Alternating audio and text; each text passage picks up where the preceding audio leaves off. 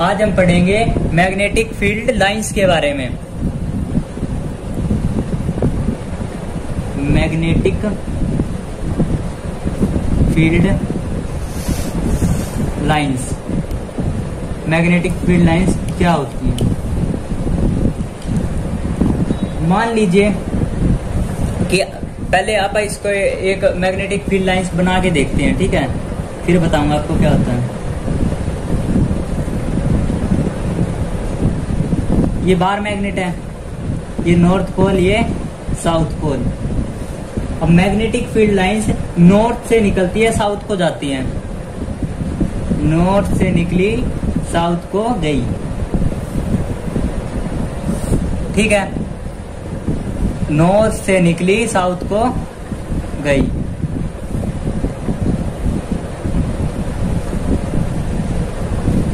ठीक है, ये बन गई मैग्नेटिक फील्ड लाइंस। साउथ को गई, मतलब आ रही है साउथ के अंदर, नॉर्थ से निकली।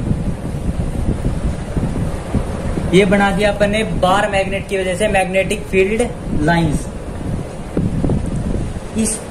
इस चीज को magnetic field lines, magnetic field को एक लाइनों के रूप में दर्शाने को बोलते हैं मैग्नेटिक फील्ड लाइंस। मतलब पिक्चोरियल रिप्रेजेंटेशन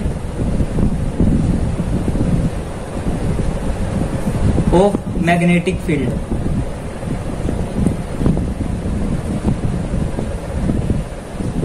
इसको बोलते हैं मैग्नेटिक फील्ड लाइंस। असलियत में तो इसी चीज को बोलते हैं, पर इसकी एक और डेफिनेशन दी जाती है बुकों में।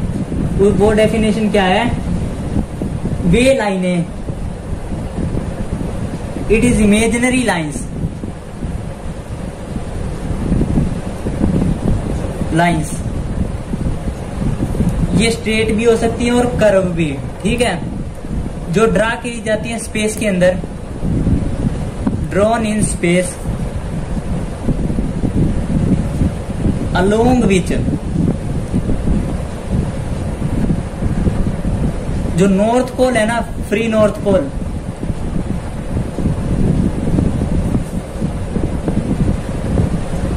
Would move easily.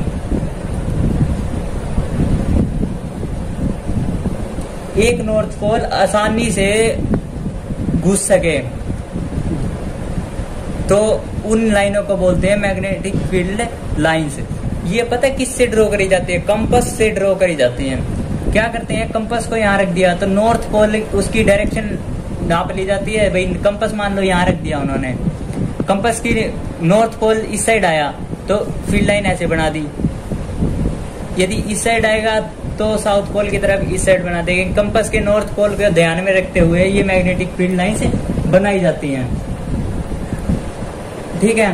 पर ये एक पिक्चोरियल रिप्रेजेंटेशन है मैग्नेटिक फील्ड को, इसीलिए इसको बोलते हैं मैग्नेटिक फील्ड लाइंस। और आपको ये और बात बता दूं, इलेक्ट्रिक फील्ड लाइंस जो होती थी उसमें free positive test charge move करता था इजिली, इसमें फ्री नॉर्थ पोल करता है। एनालॉजी से समझो इस चीज को। तो पर है ना, इसमें ये बात खास है कि जो मैग्नेट के अंदर की जो मैग्नेटिक फील्ड लाइंस होती है ना, वो साउथ टू नॉर्थ होती हैं। वहां पे इलेक्ट्रिक फील्ड लाइंस पार नहीं होती थी, पर इसके अंदर मैग्नेट के अंदर पार हो जाती है, south to north.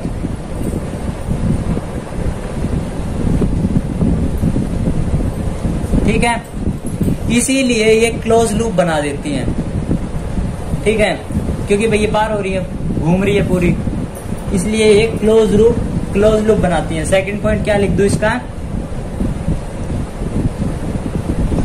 They form, ये प्रॉपर्टीज में लिख लेना इसकी।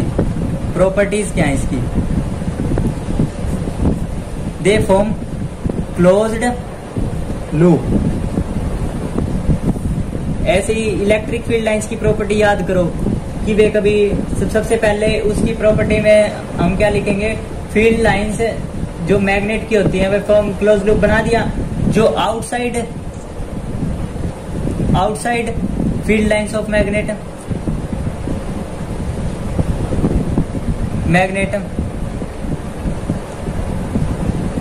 नॉर्थ से साउथ की तरफ, north to south.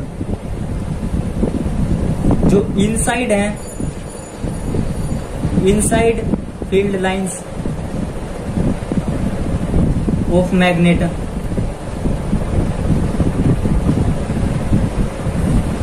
South to north.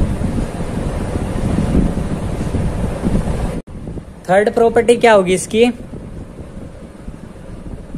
इसकी थर्ड प्रॉपर्टी होगी कि किसी भी पॉइंट पे, यदि मान लो यहाँ पे पॉइंट है, आप एक टेंजेंट ड्रॉ कर दें, एक टेंजेंट ड्रॉ कर दी, तो ये इस फील्ड लाइन की डायरेक्शन बताएगी कि फील्ड लाइंस कहां से कहां जा रही हैं।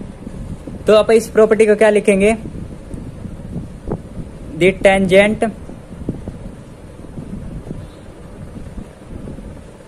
At any point,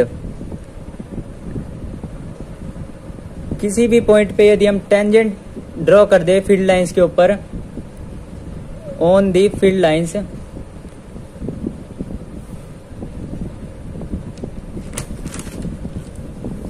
gives the direction of magnetic field lines, magnetic field lines at this point. इस लाइन का मतलब फिर से समझो कि इसमें लाइन में बोला गया है, सबसे पहले पढ़ो इस लाइन को, the tangent and any point on the field lines gives the direction of magnetic field lines at this point. मान लो कहीं पे भी फील्ड लाइंस पे एक पॉइंट ले लो, उस पे यदि हमने एक टेंजेंट स्पर्श रेखा डाल दी, मतलब टेंजेंट डाल दी, तो उस पॉइंट जो टेंजेंट होगी ना, वो फील्ड लाइंस की डायरेक्शन को बताएगी। इसका कहने का मतलब ये है उस पॉइंट पे, ठीक है। थर्ड देखो, थर्ड प्रॉपर्टी आप क्या लिख सकते हैं?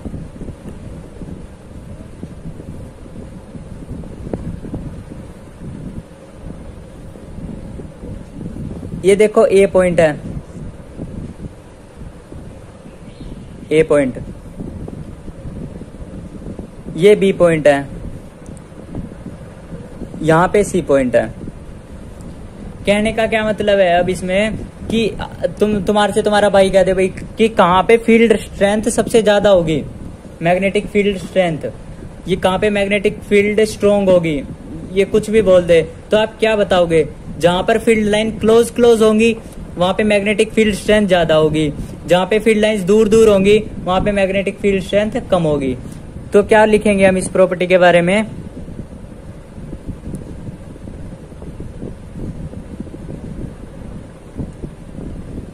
इन a region of strong magnetic field, जहां पे स्ट्रॉन्ग मैग्नेटिक फील्ड होगी,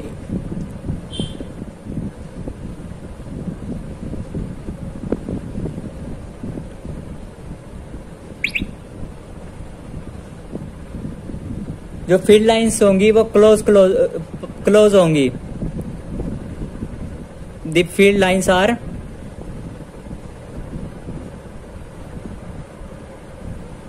क्लोजर, और in a region of weak magnetic field,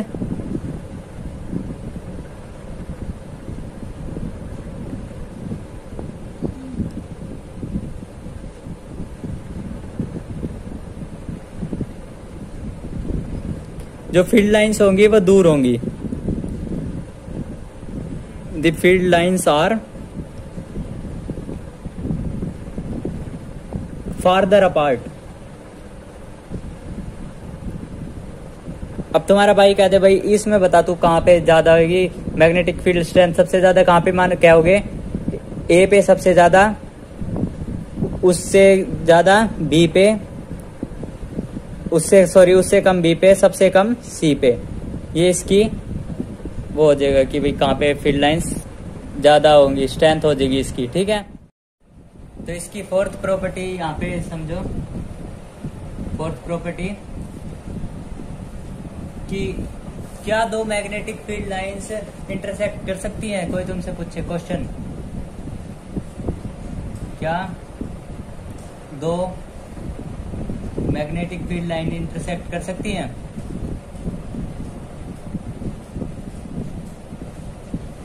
intersect each other.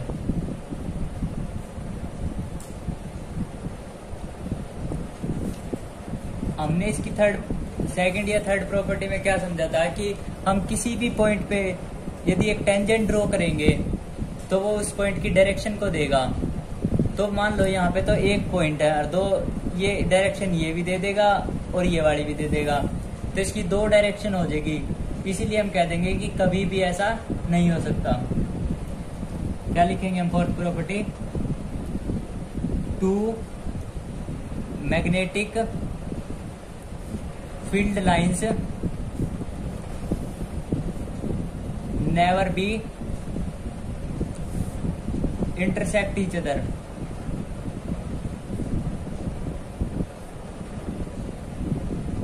because if they do so,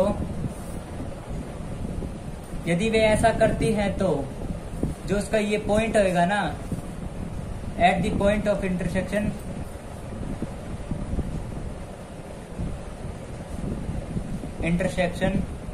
जिस पॉइंट पे वे कट करेंगी वहां पे मैग्नेटिक फील्ड लाइंस की दो डायरेक्शन हो जाएंगी। There will two direction of magnetic field lines.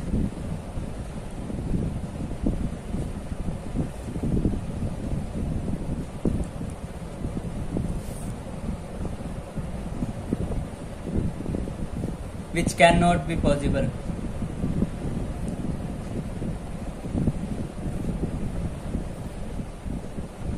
ऐसा पॉसिबल नहीं होगा।